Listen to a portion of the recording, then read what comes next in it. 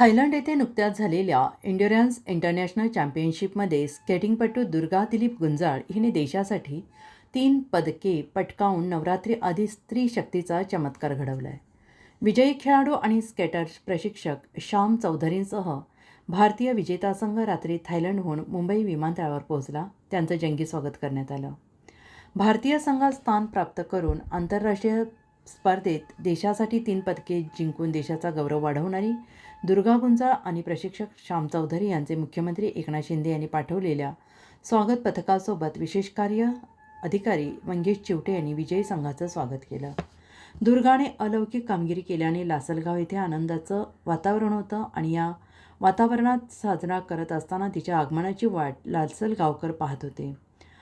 पिंपळगाव नजीक येथील भाविकांनी लासलगाव येथे भगरीबाबा मंदिर ते लासलगाव सरस्वती विद्यालय दुर्गाची मिरवणूक काढली. स्वामी वासुदेव नंदगिरी, गुरु मौनगिरी, जनेश्वर नंदगिरी, समाधान कापसे यांनी तिला आशीर्वाद दिले.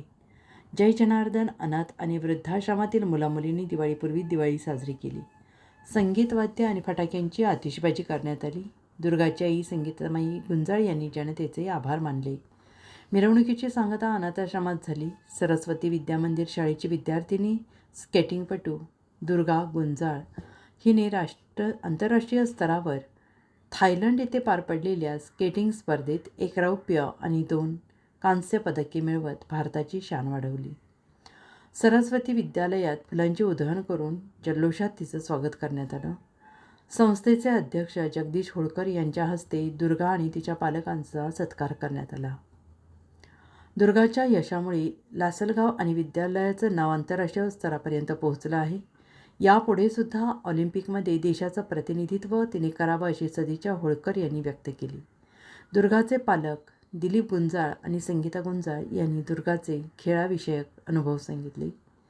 दुर्गाच्या यशात प्रशिक्षक आणि सरस्वती शाळेतील शिक्षकांची महत्त्वपूर्ण भूमिका आहे असंही त्यांनी सांगितलं.